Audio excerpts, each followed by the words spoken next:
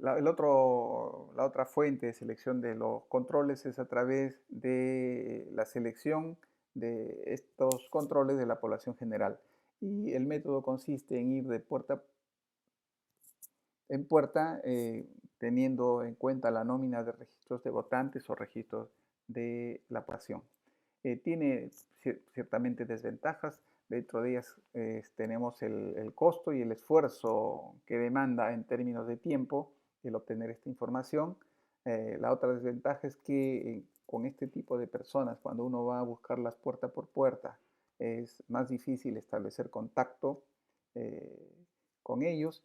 Además de eso, también debemos saber de que la gente que no tiene enfermedad o que está sana no recuerda tan bien las exposiciones como la gente que está enferma y que por lo tanto está en un determinado establecimiento de salud.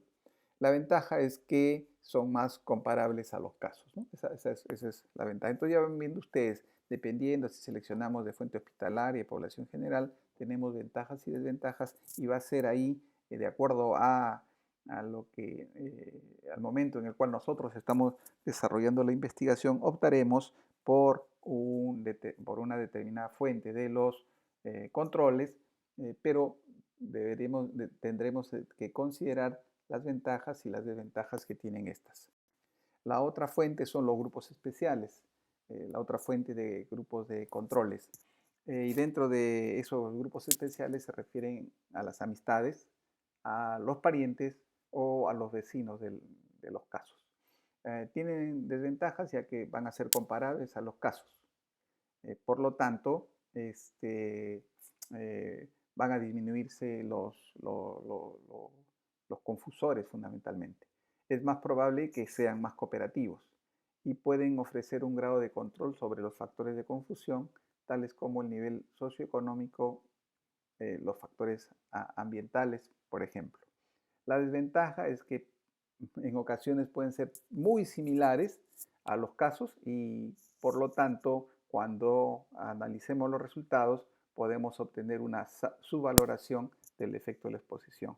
Dicho de otra manera, no podemos evidenciar eh, el efecto de la exposición por este fenómeno de que son tan similares que han subvalorado este efecto de la exposición. Entonces, como ven, y les vuelvo a reiterar, dependiendo de dónde seleccionemos los controles, vamos a tener ventajas y desventajas, ya va a depender de nosotros qué optemos. Lo que sí recordar que un momento crítico en la identificación, en el desarrollo de un estudio de casos y controles, es la identificación de los controles. Cuando se hacen estudios de casos y controles, se hablan de los estudios pareados y no pareados. En los estudios no pareados no existe similitud entre las características de los casos y los controles, y en cambio en los estudios pareados las características de los casos y los controles son muy similares entre sí, de tal manera que lo que tratamos de ver es la diferencia en la exposición o no al factor en estudio, ¿no? El pareamiento es una técnica que nos permite controlar los confusores, ¿no? Entonces, cuando son pareamiento, quiere decir que si yo tengo un paciente o un caso de sexo masculino, tendré que buscar también otro control de sexo masculino. Si tiene 15 años, mi control deberá tener también 15 años. A eso se refiere el pareamiento y lo que trata de controlar son los confusores. Bien, también es importante eh, decirles de que el tamaño de la muestra o el cálculo del tamaño de la muestra para los estudios de casos y controles requiere tener en cuenta ciertas consideraciones. Ya dijimos que el tamaño de la muestra lo que va a permitir disminuir es el error en el estudio. Y esas consideraciones a tener en cuenta para el tamaño del cálculo de la muestra son los siguientes en el caso del diseño de casos y controles. Primero, debemos de tener en cuenta el nivel de significancia estadística, es decir, el valor alfa. Luego, la potencia del estudio, y ahí nos referimos al valor beta. La proporción de expuestos a la variable independiente en el grupo control y el OR hipotético asociada con la exposición. Entonces, teniendo en cuenta estos criterios, vamos a poder calcular el tamaño de la muestra y con lo cual vamos a disminuir el error en el estudio. hablaremos del análisis, cómo se hace el análisis cuando tenemos los resultados de un estudio de caso control. Les hemos puesto el ejemplo del estudio de caso control no pareado y caso control pareado. Lo que les quiero adelantar es de que para fines del aprendizaje y para fines del curso no se preocupen por el análisis de los estudios caso control pareado. Fundamentalmente fijémonos en el análisis de caso control no pareado, que es lo más frecuente que se desarrolla. En ese sentido, es importante nuevamente que ustedes recuerden las medidas de la fuerza de asociación que revisamos cuando hablamos del enfoque de riesgo en el proceso salud-enfermedad y donde tomamos en cuenta estas medidas, ¿no? Recordarles que para los estudios de casos y controles, donde no es posible determinar la incidencia, la medida de la fuerza de asociación que se calcula es el OR. Y cuando son estudios caso control no pareado, es la razón de productos cruzados A por D sobre B por C. Cuando se trata de caso control pareado, la razón que se obtiene es la razón de los cuadrantes discordantes. En este caso, S sobre T, y eso nos dará el OR o nos determinará la fuerza de asociación. Aplicando esta fórmula para el intervalo de confianza para el OR, obtenemos este resultado, que es 1.86 a 12.91. Esto también ya lo revisamos cuando hablamos del OR y del RR, y hablamos de que si el intervalo de confianza incluye a la unidad, no es estadísticamente significativa. En este caso, el intervalo de confianza no incluye a la unidad, por lo tanto, este 4.90 es estadísticamente significativa. Por lo tanto, nos dice de que este resultado no es producto del azar, sino que hay una asociación entre la presencia de la enfermedad y el factor de riesgo.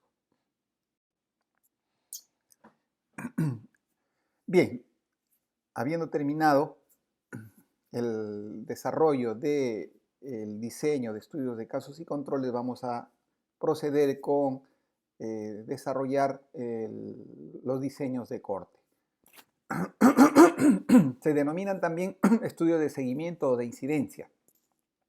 Entonces ya vamos viendo, los estudios de cohorte con H son denominados también estudios de seguimiento o estudios de incidencia. Entonces, un concepto fundamental a recordar, que los estudios de cohorte son los únicos estudios que nos permiten determinar incidencia. Son, por lo tanto, conocidos también como estudios longitudinales, y estos estudios longitudinales o estudios de cohorte pueden ser retrospectivos o pueden ser prospectivos. Cuando hablamos de estudios retrospectivos, hablamos de estudios de corte históricos. ¿Cuál es el valor que tienen estos estudios de corte? Es que proporcionan la mejor información sobre las asociaciones causales entre la enfermedad y la ocurrencia de un daño, y además es la medida más directa del riesgo de desarrollar la enfermedad, ¿no? Entonces, los estudios de corte nos proporcionan esa información muy potente para determinar asociación causal, y además nos permiten determinar el riesgo de manera directa. ¿Por qué? Porque estos estudios de cohorte permiten calcular las incidencias. En los estudios de cohorte lo que se trata es del seguimiento de individuos caracterizados ¿por qué? Por estar libre del daño. Entonces recuerden bien esto. Cuando nosotros hablamos de estudios, casos y controles, dijimos que los estudios, casos y controles parten de la enfermedad. O sea, identificamos al caso y a su control. Cuando hablamos de los estudios de cohorte, lo que hacemos es seguimiento de individuos que están libres de la enfermedad. O sea, no tienen la enfermedad. Por lo tanto, los estudios de cohorte lo que hacen es, no parten de la enfermedad, sino parten de la exposición.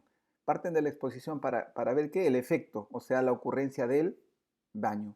Hay otra, haciendo comparación con los estudios casos y control, vamos a decir, los estudios caso-control parten de la enfermedad. Los estudios de cohorte parten de la exposición. Los estudios caso-control estudian múltiples factores de riesgo. Los estudios de cohorte estudian múltiples enfermedades. Entonces, esas diferencias hay que recordarlas. Adicionalmente, el único estudio que puede determinar las incidencias dentro de los estudios observacionales se llama estudio de cohorte y por lo tanto estos estudios de cohorte son los que nos van a permitir determinar el riesgo de enfermar. ¿Cuáles son los usos de los estudios de cohorte? Uno de los usos es que nos permite ensayar hipótesis de causalidad y de riesgo, ¿no? Ya dijimos, son los estudios más potentes dentro de los estudios observacionales para determinar asociación causal. ¿Y por qué hipótesis causal? Por una característica fundamental que nos van a dar el criterio de temporalidad. ¿Por qué? Porque como hacemos seguimiento vamos a poder decir que primero fue la exposición y después fue el efecto y esta conclusión va a ser contundente. Y luego la otra es que nos permite determinar los riesgos. Pues, ¿no? Y hablamos de riesgos porque nos permite calcular las incidencias. Uno de los productos de mayor interés en un estudio de cohorte es la obtención de tasas de incidencia, reiteramos, de enfermedad o de la condición del estudio. O sea, cuando hacemos un estudio de cohorte vamos a poder calcular los riesgos en los expuestos, los riesgos en los no expuestos, los riesgos en la población total. Y ya dijimos que los riesgos los vamos a medir a través de la incidencia. Puede ser incidencia acumulada o densidad de incidencia. Otros usos es el estudio de la historia natural de la enfermedad. ¿Por qué? Porque los estudios de cohorte permiten realizar un seguimiento de los individuos sanos con criterios y métodos diagnósticos estandarizados. Entonces, si yo tengo una persona que la sigo, a un individuo sano, que la sigo haciendo uso de criterios y métodos diagnósticos estandarizados, fácilmente voy a poder ir reseñando cómo es que ha ido evolucionando hasta llegar a la enfermedad. Luego, permite explorar el efecto de exposiciones de baja frecuencia en la población. Y ahí debemos recordar que en el campo de las enfermedades ocupacionales, fundamentalmente, es posible observar el comportamiento de cohortes de sujetos que son sometidos a exposiciones de rara ocurrencia en la población general, ¿no? Entonces, un gran aporte de los estudios de cohorte es explorar el efecto de exposiciones de baja frecuencia en la población, pero que en poblaciones específicas se convierte en un factor que puede luego expresarse en un daño a la salud, ¿no? Entonces, también el otro uso es explorar el efecto de exposiciones de baja frecuencia en la población.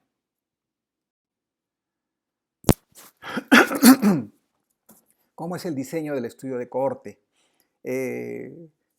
Partiendo de una población, como dijimos, tenemos personas sin la enfermedad, o sea, personas susceptibles, a diferencia de los estudios de casos y controles, donde partimos de la enfermedad. Le reitero, en los estudios de cohorte partimos de la exposición, o sea, personas sin la enfermedad, unas que están expuestas y otras que no están expuestas. Dentro del grupo de expuestos que partieron sin enfermedad, unas van a desarrollar enfermedad y otras no van a desarrollar enfermedad. Igualmente, dentro de las personas sin la enfermedad y sin exposición, unas van a enfermar y otras no van a enfermar. Así es el diseño del estudio de cohortes. Y lo que vamos a obtener luego es una tabla de 2×2, donde vamos a tener personas que tenemos la población, una muestra, eliminamos a las que tienen el daño y seleccionamos a las que no tienen la enfermedad. Es el principio del diseño, parte de las personas sanas. Un grupo está expuesto y otro grupo está sin la exposición. De los expuestos unos se enfermarán, otros no enfermarán. De los no expuestos unos se enfermarán y otros no enfermarán. Y se constituirá esta tabla de 2×2, donde vamos a tener que la exposición es el marginal fijo cuando hablamos de estudios de cohorte. Ya vimos cuando vimos estudios de casos y controles, el marginal fijo eran los casos y los controles. Y la exposición era el marginal aleatorio. Cuando hablamos de estudios de cohorte, el marginal fijo es la exposición y el marginal aleatorio son la presencia de los daños a la salud. ¿Cómo se diseña? Se plantea una hipótesis operacional, se definen las variables independientes y de la exposición a la misma. Luego hacemos la definición y validación de los instrumentos con los cuales vamos a medir la exposición y los efectos de interés.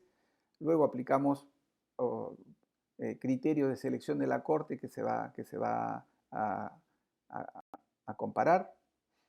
Y dentro de esas cortes que vamos a comparar, debemos de hablar de las exposiciones y las fuentes de las cortes, ¿no? Cuando vamos a seleccionar a esas fuentes de cortes. Si tenemos, por ejemplo, queremos evaluar la exposición a agentes químicos o físicos, la fuente de la corte serán profesionales. Si queremos evaluar el efecto de la exposición y radiación y gases, la fuente de la corte serán residentes de áreas geográficas, de ciertas áreas geográficas determinadas donde ocurren estas situaciones. Si queremos evaluar la exposición tabaco y otros hábitos, la fuente de corte serán los consumidores. Criterios a usar es, ya dijimos, ausencia de la variable dependiente de los grupos, o sea, los grupos no deben de tener la enfermedad. El otro criterio es que los grupos deben ser similares en términos de las características, excepto en qué condición, excepto en la condición de la exposición. El punto 5 en el tema de diseño es la obtención de la información no sesgada. Para eso hay que hacer un examen minucioso, hay que tener en cuenta la consideración en la exposición a lo largo del tiempo. Luego hay que hacer la determinación del tamaño como sexto punto en el diseño del estudio, la determinación. Entonces, cuando tenemos los resultados, vamos a también tener nuestra tabla de 2 por 2. Si estamos trabajando con tasas de incidencia acumulada, si estamos trabajando una corte y estamos evaluando las tasas de incidencia acumulada, nuestra tabla va a ser la que está acá a la izquierda. Si por el contrario estamos usando los tiempos persona observación y por lo tanto vamos a calcular la densidad de incidencia, nuestra tabla se va a convertir como la mostrada al lado derecho de ustedes. Entonces, lo que tenemos acá, si yo quiero calcular en esta tabla, yo quiero calcular las incidencias y hablamos de tasa de incidencia acumulada de los expuestos, será, y también ya lo vimos en la clase correspondiente del primer capítulo, la incidencia en los expuestos será los enfermos expuestos sobre el total de los expuestos, o sea, A sobre A más B. La incidencia en los no expuestos serán los enfermos no expuestos sobre el total de los no expuestos. Si hablamos y queremos calcular el riesgo teniendo en cuenta la densidad de incidencia, entonces ahí lo que vamos a tener es el número de enfermos expuestos y el número de enfermos no expuestos. Y acá tendremos el tiempo persona observación en los expuestos y el tiempo persona observación en los no expuestos. Este será el tiempo persona observación en toda la población y estos serán todos los enfermos, tanto en los expuestos como en los no expuestos. Entonces, si yo quiero calcular la densidad de incidencia en los expuestos, será el número de enfermos expuestos sobre el tiempo persona observación de los expuestos. Y si yo quiero calcular la densidad de incidencia en los no expuestos, serán todos los enfermos no expuestos entre el tiempo persona observación de los no expuestos. Y si yo relaciono la incidencia en los expuestos sobre la incidencia entre los no expuestos, estaré obteniendo la medida de la fuerza de asociación denominada riesgo relativo. ¿Cuál es el análisis en los estudios de corte y cómo hacemos la comprobación de la hipótesis? De igual manera que en el caso de los estudios de casos y controles, lo que vamos a usar es el chi cuadrado y vamos a calcular el intervalo de confianza para el riesgo relativo. En este caso, el intervalo de confianza para el riesgo relativo, lo que varía es el error estándar para el riesgo relativo. Y el error estándar para el riesgo relativo es la raíz cuadrada de 1 sobre A más 1 sobre B más 1 sobre, perdón, 1 sobre A más 1 sobre A más B más 1 sobre D más 1 sobre C más D. Podemos calcular también las medidas de impacto potencial que ya revisamos anteriormente, la fracción etiológica poblacional y la fracción etiológica en expuestos o fracción atribuible, también llamada fracción atribuible poblacional o fracción atribuible. La fracción atribuible poblacional o el riesgo atribuible o la fracción etiológica poblacional la podemos calcular dividiendo a los enfermos expuestos sobre todos los enfermos multiplicado por el riesgo relativo menos 1 sobre el riesgo relativo.